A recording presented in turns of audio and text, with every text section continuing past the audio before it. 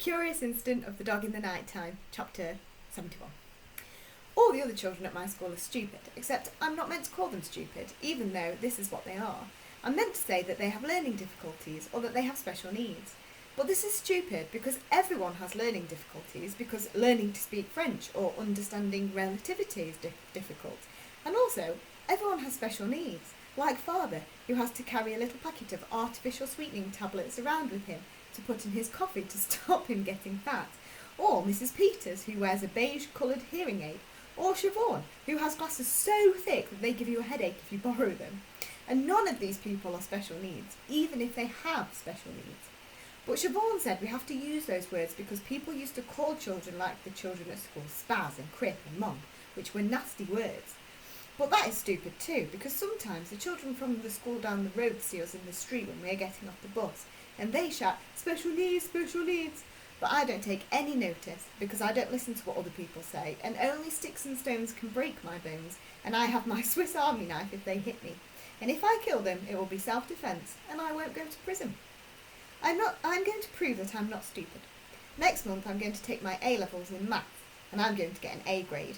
No one has ever taken an A-level at our school before, and the headmistress, Mrs. Gascoigne, didn't want me to take it at first. She said they didn't have the facilities to let us sit A-levels, but Father had an argument with Mrs. Gascoigne and he got really cross. Mrs. Gascoigne said they didn't want to treat me differently from everyone else in the school because then everyone would want to be treated differently and it would set a precedent. And I could always do my A-levels later at 18. I was sitting in Mrs. Gascoigne's office with Father when she said these things, and Father said, Christopher is getting a rubbish enough deal already, don't you think? Without you making it worse for him from a great height as well. Jesus, this is the one thing he's really good at. Then Mrs. Gascoigne said that she and Father should talk about this later at some point on their own. But Father asked her whether she wanted to say things she was embarrassed to say in front of me, and she said no, so he said, say them now then. She said that if I sat an A-level I would have to have a member of staff looking after me on my own in a separate room. And Father said he would pay someone £50 to do it after school, and he wasn't going to take no for an answer. And she said she'd go away and think about it. And the next week she rang Father at home and told him that I could take the A-level and the Reverend Peters would be what's called the invigilator. And after I've taken A-level maths, I'm going to take A-level further maths and physics, and then I can go to university. There is not a university in our town, which is Swindon, because it is a small place. So we will have to move to another town where there is a university, because I don't want to live on my own or in a house with other students. But that will be alright, because Father wants to move to a different town as well. He sometimes says things like, we've got to get out of this town, kiddo. And sometimes he says, Swindon is the worst place in the world. Then, when I've got a degree in maths or physics, or maths and physics, I will be able to get a job and earn lots of money, and I'll be able to pay someone who can look after me, cook my meals and wash my clothes. Or I will get a lady to marry me and be my wife, and she can look after me so I can have company and not be on my own. Chapter 73. I used to think that Mother and Father might get divorced. That was because they had lots of arguments and sometimes they hated each other.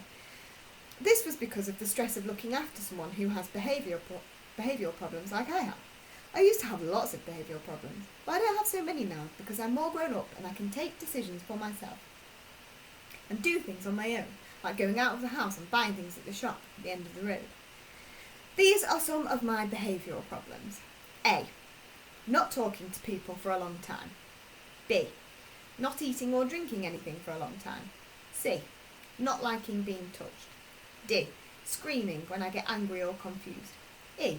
Not liking being in really small places with other people. F. Smashing things when I get angry or confused. G. Groaning. H. Not liking yellow things or brown things and refusing to touch yellow things or brown things. I. Refusing to use my toothbrush if anyone else has touched it. J.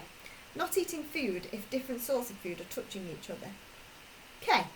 Not noticing that people are angry with me. L. Not smiling. M.